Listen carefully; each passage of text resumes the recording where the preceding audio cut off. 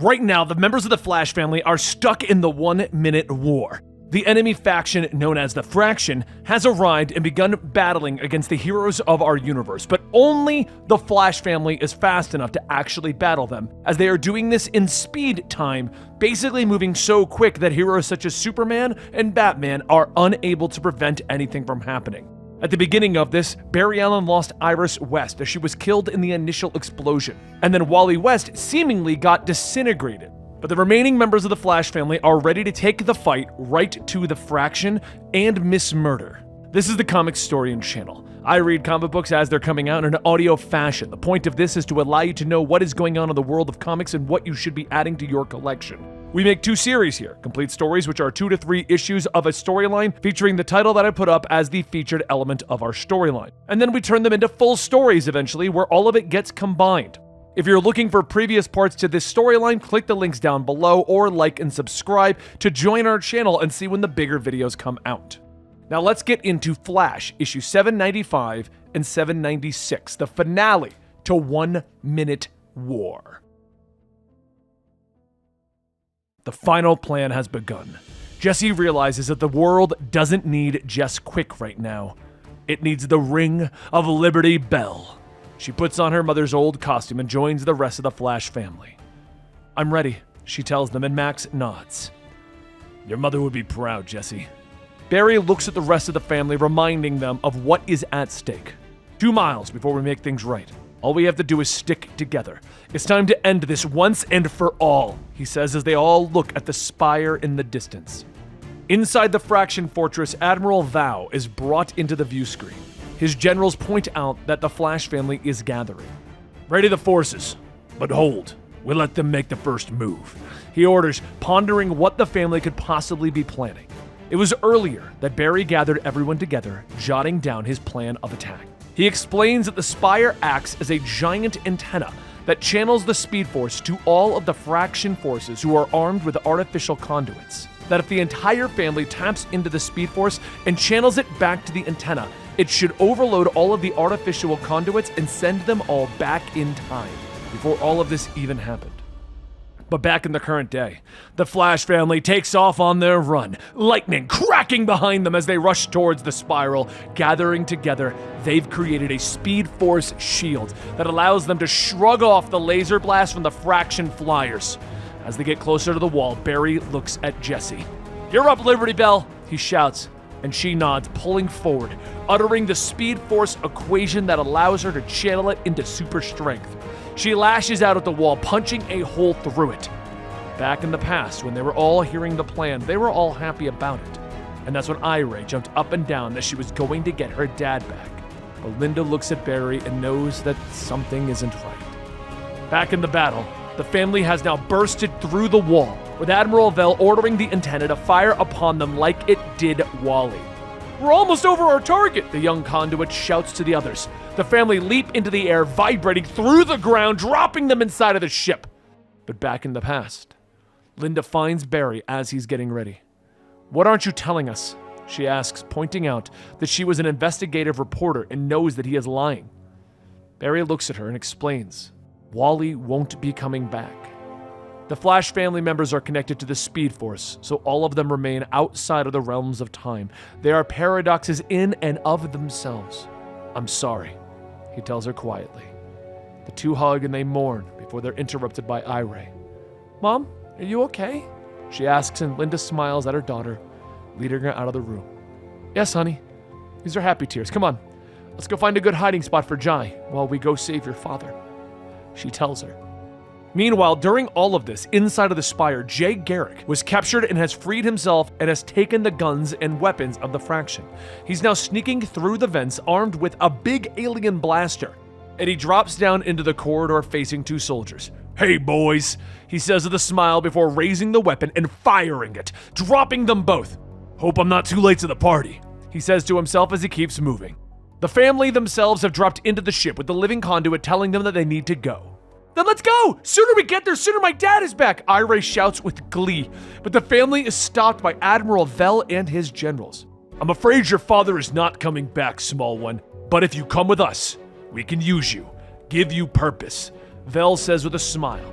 The others look to Barry for what to do next, but he sees Jay moving in the shadows behind the fraction. Barry glares at Vel, telling him that they have another option. Fight! He snaps, and Jay leaps out of the shadows, opening fire, allowing Barry to rush forward, slamming into Admiral Vel. Flash family forward! He shouts, and the rest of the family join in the fight, with Iray having fun by kicking the fraction in the groin. Barry knocks Vel to the ground and keeps hammering him with punches. You took everything from me!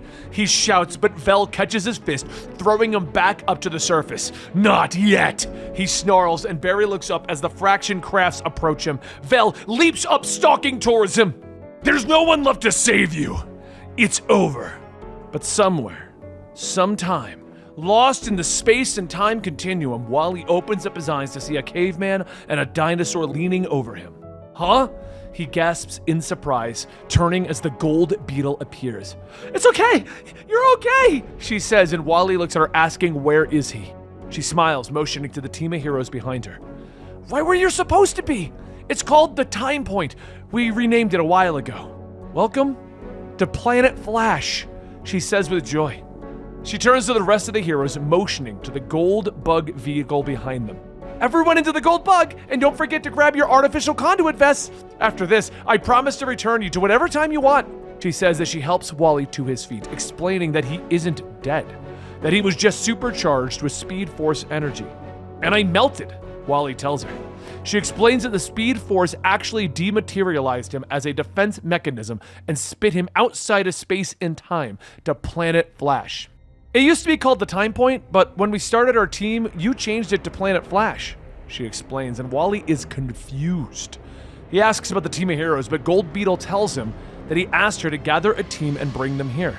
And I am so very excited to explain this to you. She begins to explain that everybody who seemingly died in the Heroes in Crisis event, she went back and saved them right before they actually died. But before she could go in depth into what she actually did, Wally finally stops her. Wait, I'll have to hear this later. The Earth is being attacked, he tells her, and she nods, telling him that this is why the heroes have been gathered. The artificial conduit vests will allow each of them to help for 1 minute before they're slowed back down.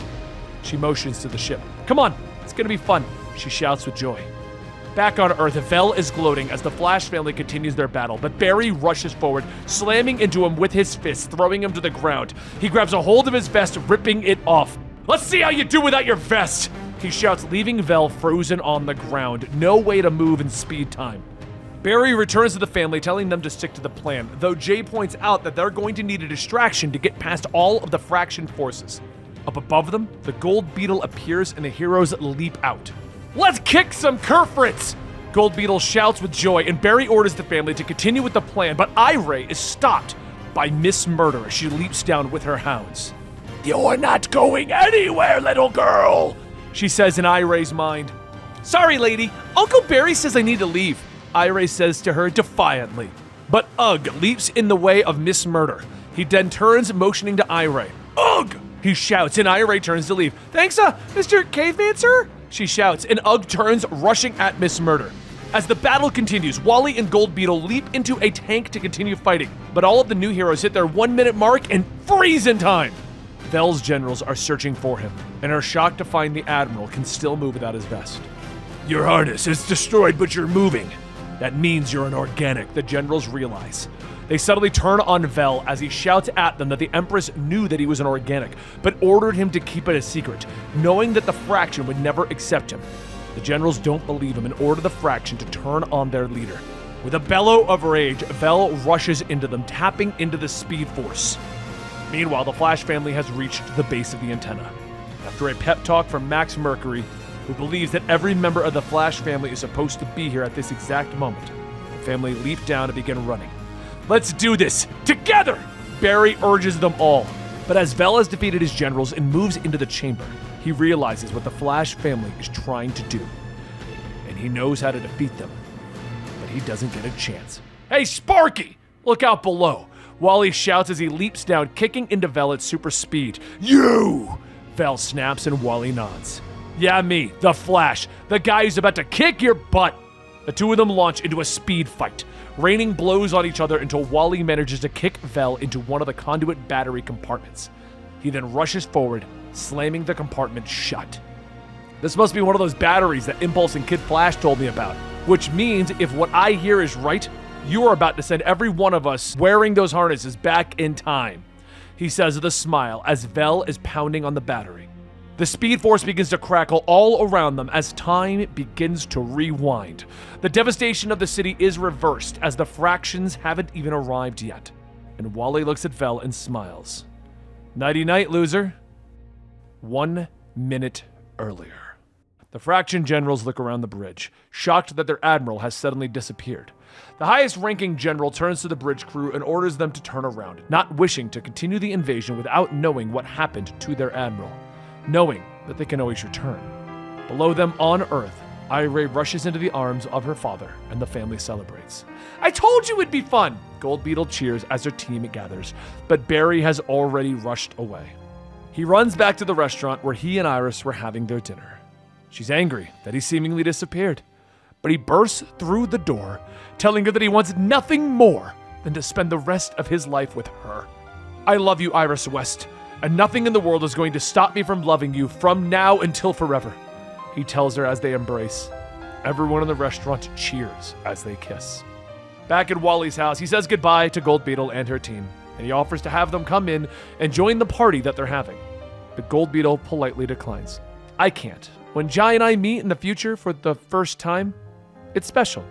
I don't want to ruin either of our memories of that. Besides, I have to drop a few of these guys back into their own time zones, trying to make sense of all of this weird continuity that I created.